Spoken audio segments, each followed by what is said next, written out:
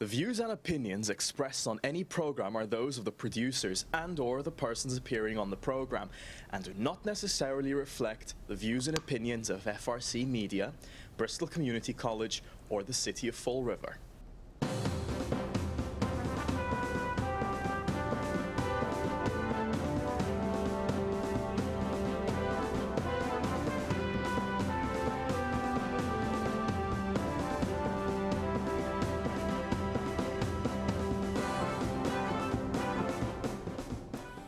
Well, hello. Welcome to Spindle City Straight Talk. I'm Chip. And I'm CJ. And it's Friday. And boy, do we have a show for you. Oh, no, we don't. Fasten your seat belts because we're going to be off to the races very shortly. But you want to clean up a little bit of this?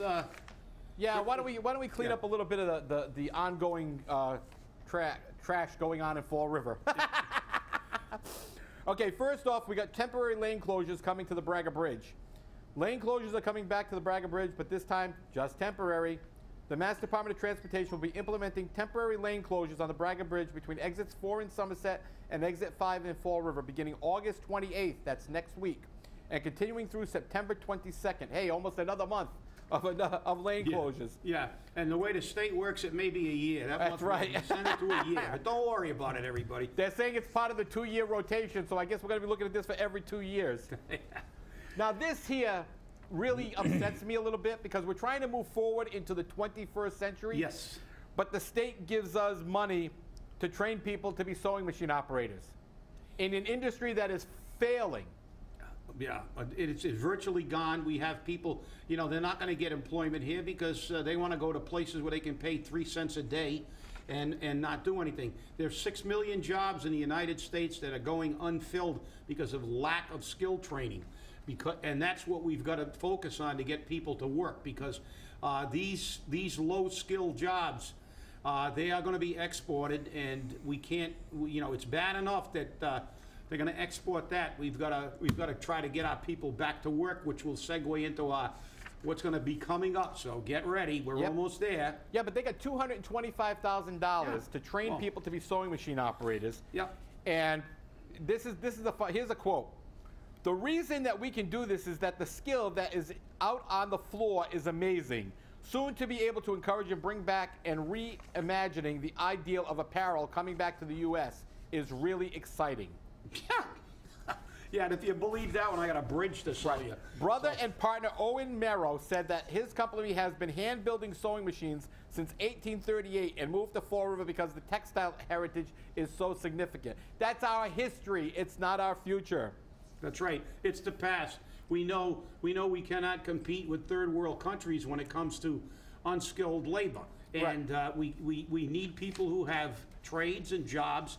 And I guess the next one is reps join unenrolled. Hey, they're all bailing out of the Republican Party. Yes, they are. And the funny thing is that currently unenrolled voters are a significant part of the voter base.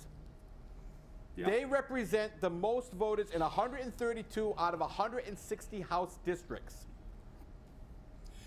Yeah, well, 66% of the voters in Massachusetts are unenrolled. 21% are Democrats, 12% are Republican, 1% belong to some other party. Yeah. I guess that's the beer party. Well, I've been unenrolled most of my life, except when I voted in a primary where I had a particular candidate I was supporting in either party. Then I went back to unenrolled, or as we used to call it, independent. Yep. But okay, we're done with the cleanup, and here we go, ladies and gentlemen. Get ready to rumble. Today we have a very, very special guest, and what he's going to talk about is something near and dear to my heart. It's about exploitation of workers. It's about treating the man who this country was built on, the backs of the workers, and treating them fairly and equitably. And he's a former city councilor, and he's a great, great labor guy. He fights every day for the working man, and he wants to tell us about what's happening in Fall River, because this is really, really important. I want you to listen closely, because you will be outraged. I mean, I'm always outraged because I've been a labor guy my whole life, and I got another great labor guy with us. So with no further ado, I'd like to introduce A Dan man who Rego. needs no introduction. A man who needs no introduction. Glad to have Thank you, you. Dan. Thank Go you. ahead. Thank you for Let her having rip, me. buddy.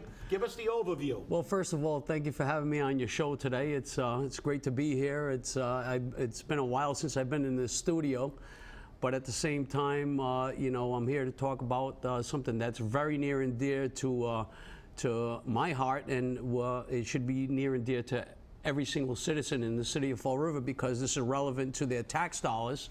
And I'm always watching the tax dollars of the city of Fall River. It's just something that I've been doing for many, many years, and hopefully I can bring something to the table to raise awareness to the public. And I'd like to start by talking about the TIFs that we give out in the city of Fall River. TIFs are tax increment financing. It's what we give developers, what we give companies that come in and want to renovate either an area or build in an area, such as Amazon, such as a couple of the mill projects that's been happening around here, and also, as of recent, the South Coast Marketplace. These are areas of concern to myself, and it should be to the taxpayer, it should be to all the elected officials, and primarily the mayor of the city of Fall River should really be listening to this program, because it's been long overdue. I've been trying to do everything with my ability to raise awareness, and it seems to be falling on some deaf ears, not all. Well, why don't you give us you give us the, you know, basically explain this to people. A lot of people aren't familiar with the term wage theft. Yeah. And I think that this is, I mean, and I can find no better guy to explain that than you, Dan. And why don't you tell the people what wage theft is, and then how this is going on in the city of Fall River? Right. Well, wage theft is something that is happening quite frequently on all kinds of projects, jobs in general. It's happening in restaurants. It's happening on construction sites, which I primarily cover, the construction aspect of it. It's happening all over the United States, and it's very hard to swallow when you're actually witnessing it on a daily basis. And wage theft is basically when an employer is asking more of the employee to do with no pay, or to do with no overtime pay, such as the laws require that every employer pays overtime, anything after 40 hours of a work week. But this is wage theft is a real big problem in the United States. Studies have shown from several universities that we are losing up to $3 trillion a year at the federal level, and here in Massachusetts we're in excess of billions of dollars of losing tax revenue that should be going back into communities, should be going back into the tax rolls, and they're not. They're basically either going into people's back pockets or going overseas, which I see a lot of. And I witness wage theft on a daily basis. Just real quickly, I am a representative with the Carpenters Union, and I police the industry more than what I organize. And by policing the industry is working along with the Department of Labor, working along with the Attorney General's office, making referrals on wage theft. And the way I receive those wage theft is by visiting job sites and interviewing workers that are being exploited. Primarily in the construction field is immigrant exploitation.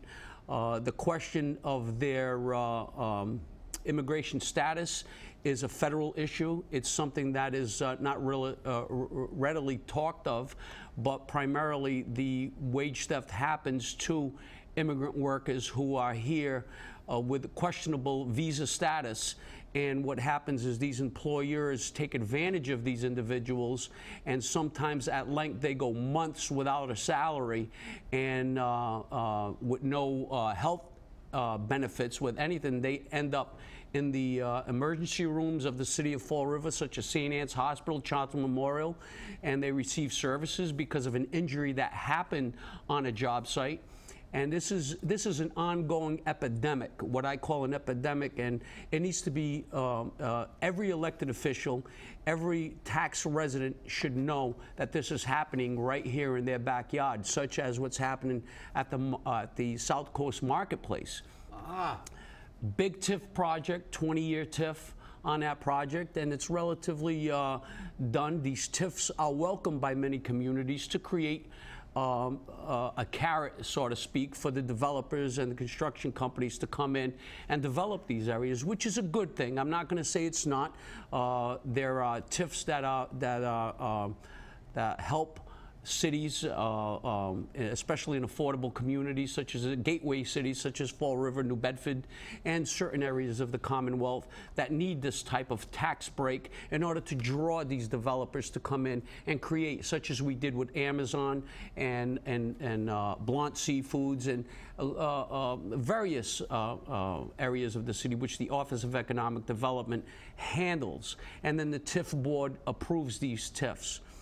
And what's come to fruition is the fact that when we give out these TIFs, we start off with the fact of that where we want to start off by giving jobs. Tax incentive financing is to replace the expansion of job creation, which again is a good thing, but at the same time it needs to start from Jump Street, such as the construction part of the project. We are promised time and time again as a community from the get-go of a project that we are going to be creating construction jobs. We're going to be creating 300, 400, 500 construction jobs for a period of time, such as either a year, maybe 6 months, a year, 2 years, depending on the scope and the size of the project, which is something that needs to be addressed relatively quickly, because that's where the wage theft starts.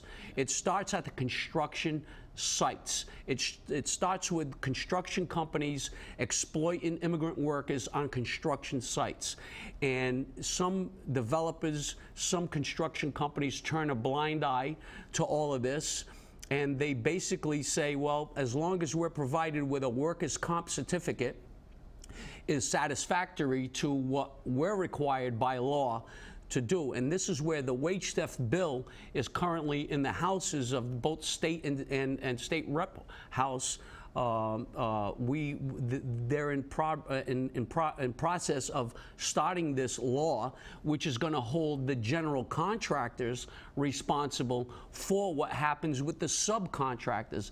Generally, the general contractors do not engage in this type of wage theft, because they usually hire a sub of multiple subcontractors to do portions of the work. Like some will do the concrete phase of the work, then the others will come in and do the raising of the building, such as metal stud, the drywall, the framing of the building, and so on and so forth. And this is where we need to monitor these job sites, especially when they have Fall River tax dollars in it.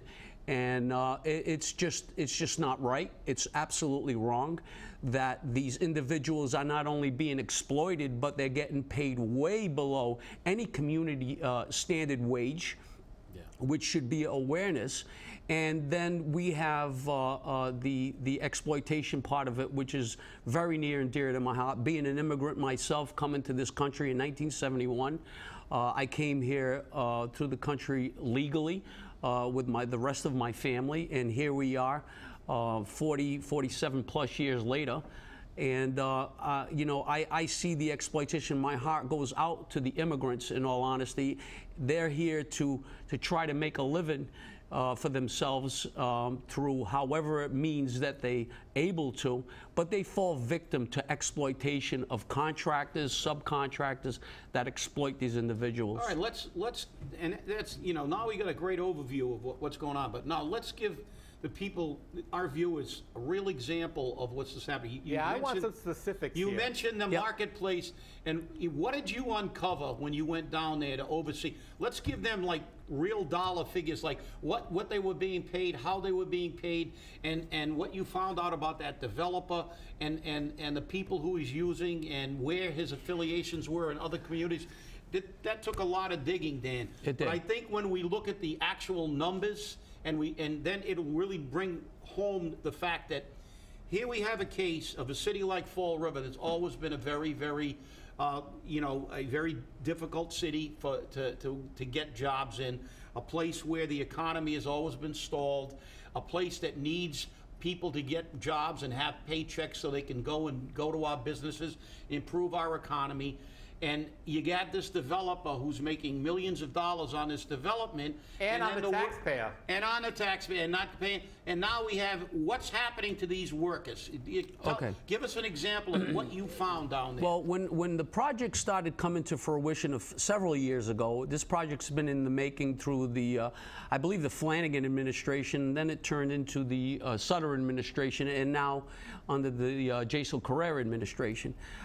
This project has been going on, and it took a lot of effort to rejuvenate the Harbor Mall. So kudos goes to rejuvenating the Harbor Mall, because we definitely need to do something with that area. But when I started, I follow from the planning of a project to the zoning changes of the project through the actual building of the project, and who is awarded to build the project and who comes to the city on the backs of the taxpayers. So with that being said, when I found out that the chosen general contractor was Callahan Construction, and if you want any more information on Callahan Construction, you can go to CallahanTruth.com and you will find everything that I am saying, which is very, very sad, and and virtually enforcement is lacking. We actually reported on a couple of shows back about fines that had been assessed to Callahan for illegal dumping, illegal hazardous waste removal, issues in Quincy, issues in a lot of its contracts. Cambridge.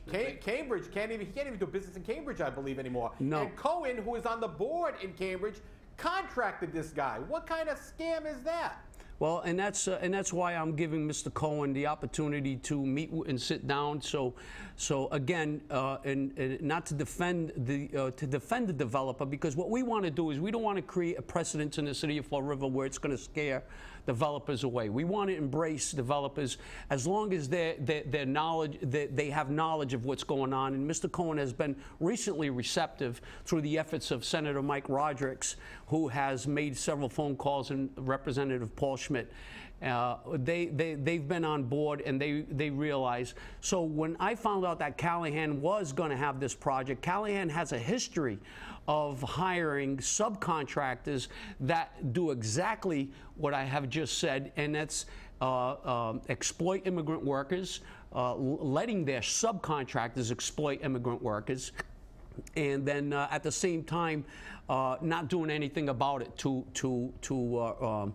to resolve the issues and the complaints of these immigrants. Some of these immigrants are going to the hospital. Some of these immigrants are not getting paid. Literally, they go 4 or 5 weeks on these projects, and here we are having the same exact type of issue happening in the city of Fall River, in my backyard, in my home city, is very, very concerning to me. So what you're saying is, are they paying prevailing wage to No, these people? this is not a prevailing wage job. This is a private job. Yeah. Okay, private jobs usually, you know, occur with tax incentive finances through these developers, and then they just pay what they call a community standard wage. What is a community standard wage? It's basically a living wage that you pay an individual to perform construction aspects of the job, such as concrete foundations. Heavy lifting of concrete foundations, that's big.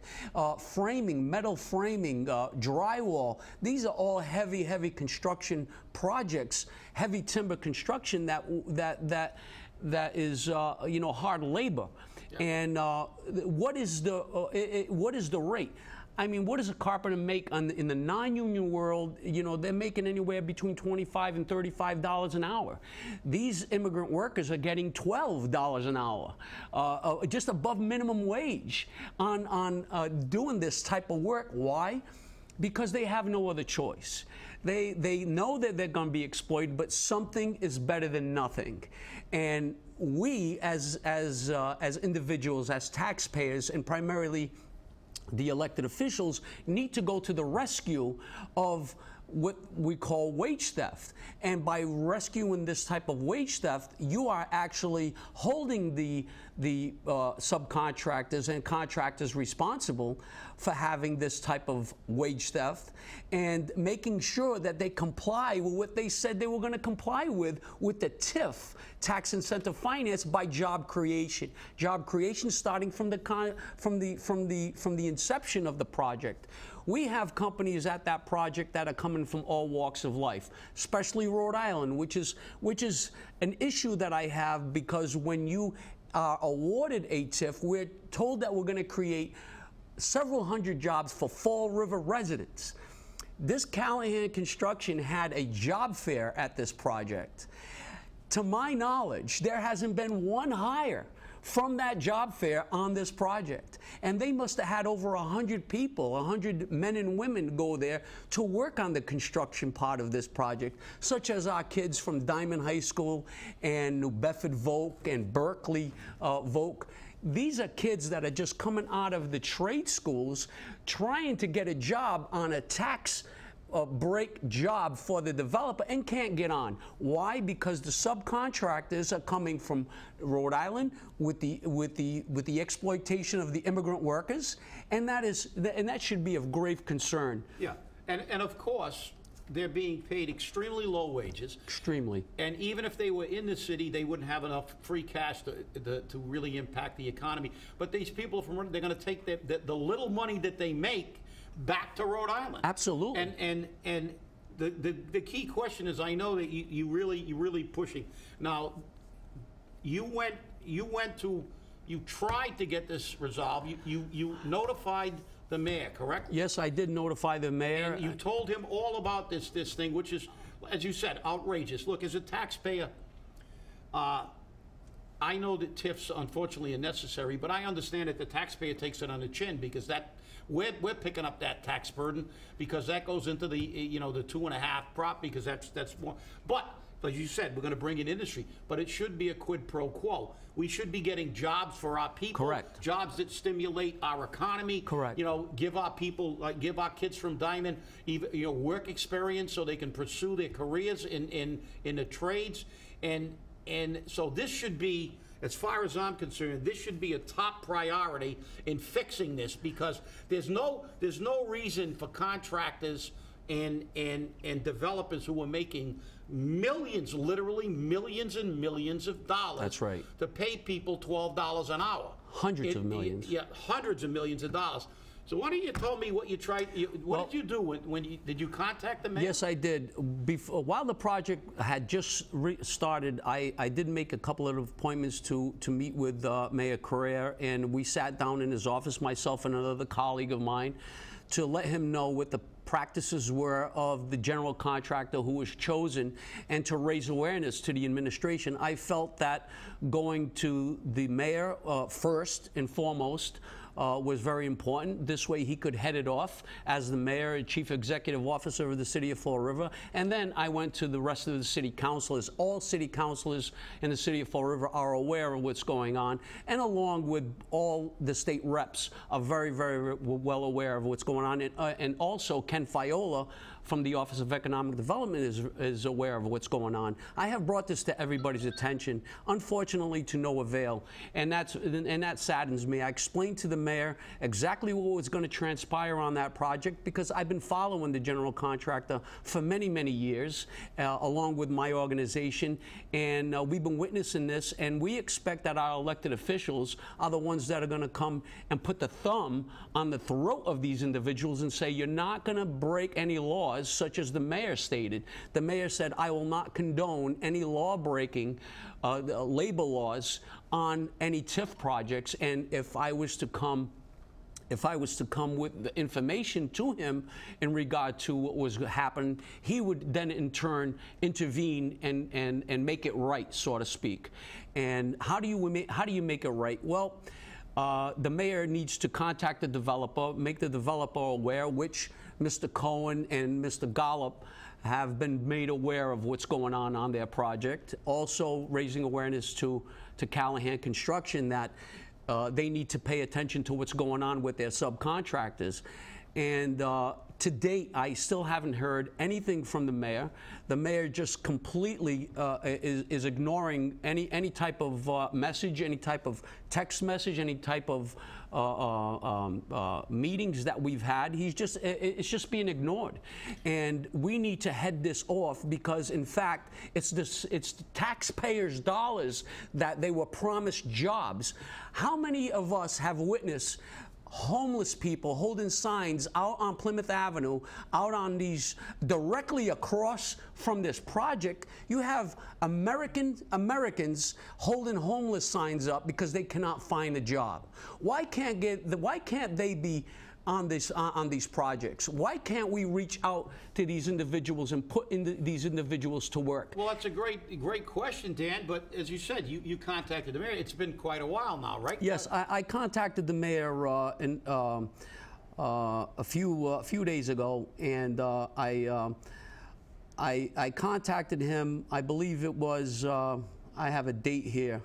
On August 7th, I contacted him via text message, and I'll be more than glad to read the text message. One thing with Dan Rego, I have nothing to hide. I'm about as honest as they come, and I want everybody to understand that I am doing this I am speaking out for the people and for the elected officials to be aware of what's going on, and we need to pass laws to hold these contracts accountable. And the text message states, please be aware of what's happening in regard to the TIF project at the Old Harbor Mall. Mr. Mayor, in good faith effort, I am reaching out once again to a very important issue. I am hoping that you are going to contact the developer of the South Coast Marketplace and put a stop to the tax and insurance fraud, because at the end of the day, these subcontractors, they have a piece of paper that says I'm covered under workers' comp, and then they have 100 workers when they're only paying for one secretary. And this is where the fraud comes in. And then the taxes, nobody's paying taxes. Bottom line, everybody's on the tax. So Danny, we don't have a lot of time. Yep. We've got about 2 minutes, but it sounds to me like the mayor doesn't care. Like he's just saying, it's a de facto endorsement of wage theft. Right. Well, it's and condoning the exploitation of the immigrant workers is to me the most important issue, because we're talking about human lives. We're talking about human beings that are being exploited on a daily basis, and they have no voice. So they come to guys like myself who are trilingual, and other colleagues of mine that are also bilingual and trilingual, and they come to us as a voice for them. And we're out there policing the industry more than what we're doing in terms of organizing. So what we're saying here is that the mayor is fully aware that we have a subcontractor involved in this process. Several, but especially one, Cal, who is a known exploiter of the working man. They're right. paying substandard wages that are not staying in the community. They are exploiting their workers. Our people are not getting it. And this I'm sure, in your estimation, this contractor should be banned from doing any work in the state of Massachusetts. He's been banned in Cambridge. He's been banned in Cambridge. And by the way, the individual, the developer, is on the board. On the planning board of Cambridge. Planning board in Cambridge, so he's well aware of this. So, people, we keep telling you, stay angry. If this isn't something to get angry about, I don't know what is. Now, we know how hard it is to make a living for the average working guy. Now, here we have another case of big money taking advantage of the little guy and paying him peanuts while they're making millions. But what makes it worse is our government, our city government, should be on this like white on rice. And Danny, we're running out of time. I thank you.